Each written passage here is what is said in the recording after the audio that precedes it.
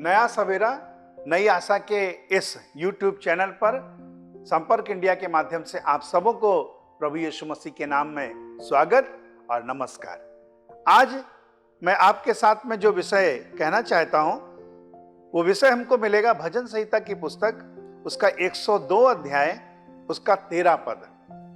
तू उठकर सिय्योन पर दया करेगा क्योंकि उस पर अनुग्रह करने का ठहराया हुआ समय आ पहुंचा है। मैं आज की सुबह में आपको एक आशा का संदेश देना चाहता हूं मेरे प्यारे भाइयों बहनों। ठहराया हुआ समय आ पहुंचा है और कौन सा?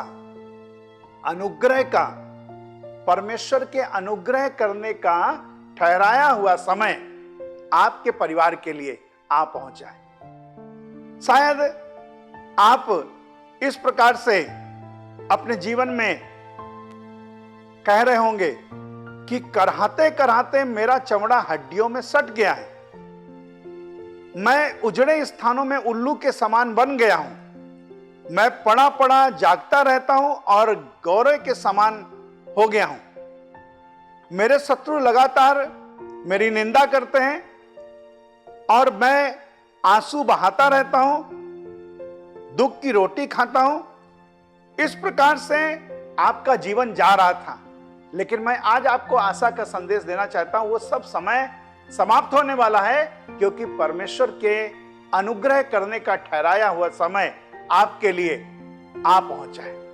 केवल आज के दिन के लिए नहीं, आज की सुबह के लिए नहीं, लेकिन आज से जब जब आप परमेश्वर के संदेश को सुनेंगे तो अपने मन को आप आशा दीजिएगा कि प्रभु के अनुग्रह का समय मेरे लिए आ पहुंचा है। प्रभु ने जो मेरे लिए समय ठहराया था वो आ गया है। अब ये बदलाव होगा। जो दुख के दिन थे वो सब बीत गए, आंसू बहाना बीत गया। मेरा शत्रु जितनी निंदा करना था कर चुका, मेरे लिए जितना गड्ढा खोदना था खोद चुका, लेकिन अब हमारे लिए वो कुछ नहीं कर सकेगा। मेरे प्यारे भाइयों बहनों, उसका समय समाप्त, परमेश्वर का समय आरंभ। परमेश्वर का अनुग्रह करने का ठहराया हुआ समय आपके लिए, आपके परिवार के लिए, आपके घर के लिए, आपके बिजनेस के लिए आ पहुंचा है। क्या आज ये संदेश आप भी अपने लोगों को कहेंगे, अपने भाई को कहेंगे, अपने बेटे को, अपने बेटी को कहेंगे, बिटिया मत डर, क्योंकि परमेश्वर के अनुग्रह का ठहराया हुआ समय आ पहुंचा है। मैं आज आपको एक जगह लेके चलना चाहता हूं जहां पर बहुत तकलीफ है, और ये परिवार है याकूब का। चारों तरफ अकाल पड़ा हुआ है और ऐसे समय में केवल मिस्र देश में खाना है। वहां पर जब याकूब को पता चला तो याकूब ने अपने सब बेटों में से कुछ बेटों को भेजा कि जाओ वहां पर से हमारे लिए खाना मोल लेकर आओ।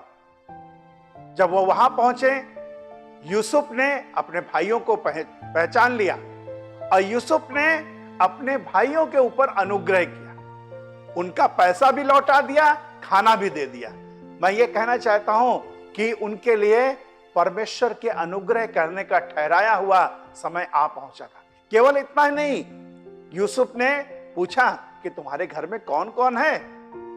यूसुफ को तो मालूम था कि मेरे मम्मी पापा कौन है, मेरे भाई कौन है, लेकिन उनके भाई यूसुफ को नहीं पहचान रहे। मैं आज आपको कहना चाहता हूं कि उनके परिवार के लिए अनुग्रह का समय आ पहुंचा, इसलिए यूसुफ ने उनके ऊपर दया करी। उस समय तो यूसुफ था उनके लिए ईश्वर के समान। मैं आज आपको कहना मांगता हूं, यीशु मसीह आज दुनिया का परमेश्वर है। यीशु मसीह आपके परिवार का परमेश्वर है और उसके अनुग्रह का समय आपके लिए आ पहुंचा है। जब वो अनुग्रह करने के लिए तैयार है, आपको परमेश्वर के वचन के मुताबिक एक जगह लेके चलना चाहते हैं। यशायाह भविष्यवक्ता की पुस्तक आप मेरे साथ चाहें तो निकाल सकते हैं और नहीं तो नोट कर लीजिए, बाद में इसे पढ़िएगा।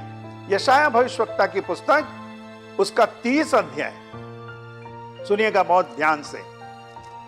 यशायाह भविष्यवक्ता की पुस्तक उसका 30 अध्याय और मैं पढ़ रहा हूं 18वें पद में।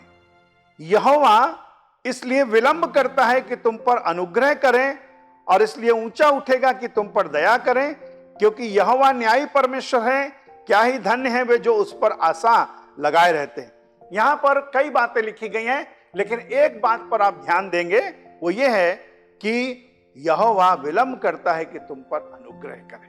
इसका मतलब यहोवा विलंब करने के लिए ठहरा रहता है। यहोवा अनुग्रह करने के लिए विलंब करता है। मुझ पर वो अनुग्रह कर सके इसलिए थोड़ा देर लगा रहा है। क्यों देर लगा रहा है? आपका काम अभी तक क्यों नहीं हुआ? आपका शत्रु आपके ऊपर वो राज्य कर रहा है, हंस रहा है, आपकी निंदा कर रहा है और आप रो रहे हैं। आपके परिवार में कुछ नहीं है, लेकिन ये परमेश्वर अनुग्रह करने के लिए विलंब कर रहा है।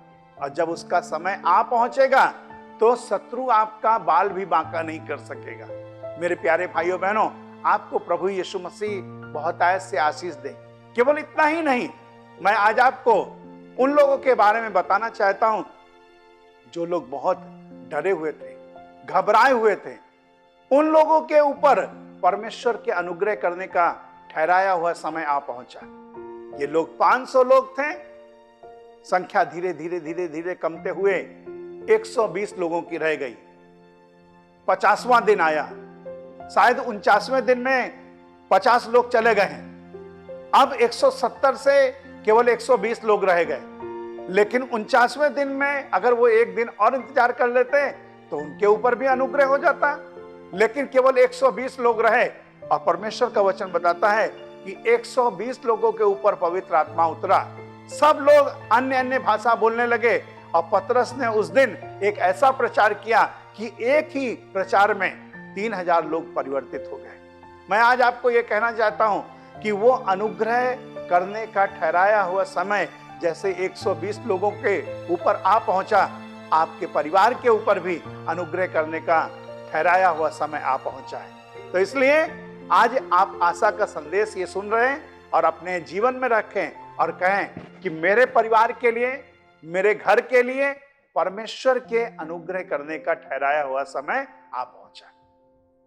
पतरस, याकूब, यूहन्ना या फ्रांसिस या पतरस या मैं कहूंगा आज के वर्तमान समय में जो चिंटू, पिंटू, मोंटू आप जैसे लोग के लिए कि आपने सारी रात परिश्रम किया, कुछ भी नहीं पाया, लेकिन यीशु मसीह सुबह सुबह आपकी नाव में आ गया है और यीशु मसीह कहना चाहता है कि देखो अब दाहिने तरफ जाल डालो और इतनी मछली पाओगे कि तुम्हारे जाल फटने लगेंगे और तुमको और लोगों को बुलाना पड़ेगा।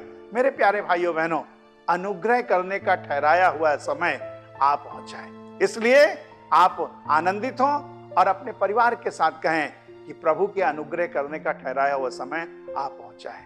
आइए अपनी आंखों को बंद करेंगे, प्रार्थना करेंगे। प्रभु यीशु मसीह, हम आपका धन्यवाद देते हैं आपकी पवित्र आत्मा के लिए, जो पवित्र आत्मा ने प्रभु अनुग्रह किया कि हम आपके वचन को सुन सके। प्रार्थना करते हैं हर एक पर आशीष दें और आपकी महिमा हो। सारा आदर, सारी महिमा आपको देते हुए उद्धारकर्ता यीशु मसीह नासरी के नाम में इस दुआ को मांगते हैं, आमीन। आप सबों को संपर्क इंडिया की तरफ से नमस्कार।